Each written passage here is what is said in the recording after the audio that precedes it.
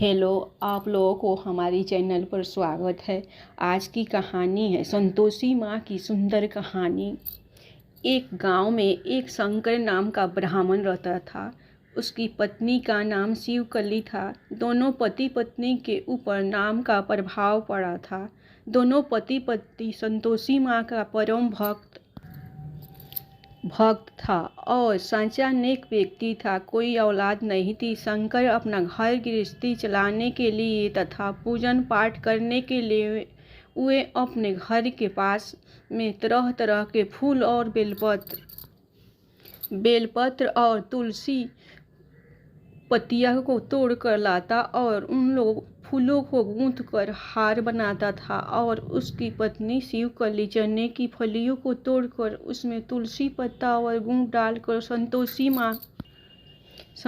माँ के लिए भोग प्रसाद बनाती। उसके बाद दोनों पति पत्नी पूजा पाठ करने लगते। पूजा पाठ समाप्त होने के बाद शिवकली घर की काम में लग जाती और शंकर बची फूलों की हार और बेलपत्र को लेकर गांव के समीप सड़क के किनारे कुश की चटाई बिछाकर उस पर फूल पत्तियों को रखकर बेचता था। वहां छोटा सा बाजार था। फूल पत्ती बिक जाती थी क्योंकि शंकर के पास एक झोपड़ी और एक वाटिका के अलावा और कोई धन संपत्ति नहीं थी। उसी से पूजा पाठ और पति पत्नी अपना जीवन यापन करता था। उन दोनों की रोज की वही दिनचर्या थी। एक दिन की बात है, शंकर और शिवकली की पूजा उपासना देखकर संतोषी माँ बहुत खुश हुई और मन ही मन सोची, एक बार क्यों न शंकर और शिवकली के पास जाकर परीक्षा लूं कि ये कितने मेरी प्रिय भक्त है। एक दिन शंकर फूल बेचने गया तो एक बुढ़िया आई और शंकर से बोली, मेरे घर में पूजा है, मैं गरीब हूँ, ये सारी फूल बेलपत्र मुझे दे दो। शंकर ने खुशी से फूल बेलपत्र दे दी क्योंकि उसे पूजा पाठ से बहुत प्रेम था। पर उस दिन उसका घर में भोजन का कोई सामान नहीं था। वो सोचा था फूल बेलपत्र बेचने के बाद भोजन का सामान खरीद लूँगा। उन दोनों पति पत्नी प्रसाद ग्रहण करके ही था शंकर घर वापस चला गया। घर जाकर वह शिवकली से सभी बात कही। शिवकली ने कहा, कोई बात नहीं है, आज हम लोग चना गुड़ खाकर रह जाएंगे। कुछ देर बाद एक भिखारी बुढ़िया आई, भिक्षा के लिए चिल्लाने लगी। शिवकली ने घड़े से चना लाकर दे दी। फिर बुढ़िया बोली, मुझे भूख लगी है, भोजन कराओ।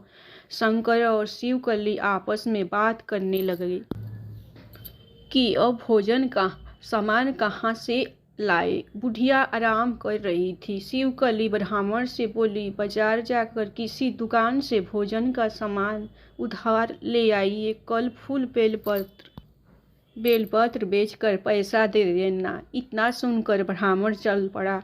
बाजार में जाकर दुकान पर बोला तो दुकानदार नहीं माना। उसने कहा, तुम्हें एक काम करनी होगी, मेरी बाहर की सामान की बोरियों अंदर दुकान में रखनी होगी। ब्राह्मण स्वीकार कर लिया। उसने सारी बोरियों को दुकान के अंदर में रख दिया। फिर उसने कहा, तुम्हें एक और काम करनी होगी, तुम्हें अपनी टीक काट कर मुझे दे देनी होगी। ब्राह्मण ने सोचा, एक भूखे बुढ़िया माता से बड़ा मेरे टीक नहीं है, और अपनी टीक काट कर दे दिया और भोजन का सामान लेकर घर आ गया। शिवकली भोजन बनाकर बुढ़िया को खिला दी। जाते समय फिर बुढ़िया ने कहा, मुझे एक वस्त्र चाहिए। शिवकली बगीचे से केला का पत्ता काट कर लाई और अपने बदन में लपेट ली और वस्त्र निकाल कर बुढ़िया को दे दिया क्योंकि उसके पास दूसरा वस्त्र नहीं था। फिर बुढ़िया ने कहा, शंकर से मुझे नदी पार करा दो। थोड़ी दूर पर नदी थी। ब्राह्मण बुढ़िया के साथ चल दिया। नदी के पास गया तो नौका नहीं था। बुढ़िया को अपने कंधे पर बैठाकर नदी पार कराया। बुढ़िया ने आते समय शंकर को एक फल और एक त्रिशूल झोली से निकाल कर दिया और कहा, फल अपनी पत्नी को दे देना और त्रिशूल वाटिका में पूर्व दिशा में लगा देना। और ब्राह्मण को महसूस हो गया था ये बुढ़िया माता कोई और नई संतोषी माँ थी जो सुबह से हम दोनों की परीक्षा ले रही है।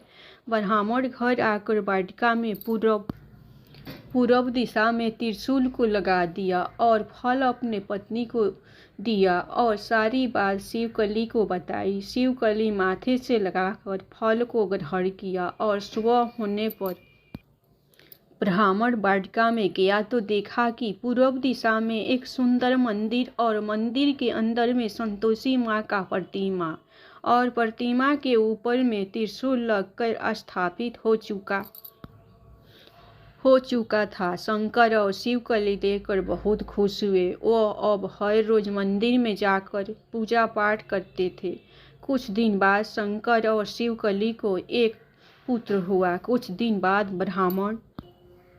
ब्राह्मण धनवान हो गया और उसके घर में सभी सुख संपन्नता भर गया और दोनों पति पत्नी का जीवन खुशियों से भर गया। एक दिन ब्राह्मण के सपने में आकर संतोषी माँ कही, तुम वाटिका से जो फूल बेलपत्र तोड़ेगा उससे पूजा पाठ करना और बचे फूल बेलपत्र को अपने नगर में बांट देना और किसी भी पुण्य के कार्य में धन संपत्ति से सहयोग देना। तब तुम संसार के सभी सुख भोग कर मरने के बाद तब तुम स्वर्ग को प्राप्त करोगे। और शिवकली के सपने में भी जाकर संतोषी माँ कही, तुम रोज मेरा पूजा पाठ करोगी और शुक्रवार के दिन मेरा उपासना रखोगी और मेरी प्रतिमा को स्नान कराकर लाल चुंदरी पहनाकर श्रृंगार से सजाकर और सज धज कर पूजा आराधना करोगी तो तुम्हारा जीवन खुशियों में बीत जाएगा और मरने के बाद तुम्हें एक देवी की स्थान मिलेगी। दोनों पति पत्नी अपने धर्म के रास्ते पर चलने लगे। एक दिन शिवकली मंदिर में पूजा पाठ करने के बाद घर में आई और थोड़ी देर बाद उसकी सांसें अटकने लगी और बहुत जोर से आंधी तूफान आई। मंदिर से चुनरी उड़कर शिवकली के बदन को ढक दिया। वह इस दुनिया से चली गई। ब्राह्मण भी कुछ दिन बाद चला गया। बिना कष्ट उठाए कोई भगवान और देवी देवताओं का भक्त नहीं बन सकता, क्योंकि भगवान भी भक्त को ऐसे ही नहीं स्वीकार करते। वे पहले कष्ट देते हैं, तब परीक्षा लेते हैं, तब उसके बाद फल देते हैं। वो भी फल पुण्य करने के लिए, केवल अपने लिए नहीं।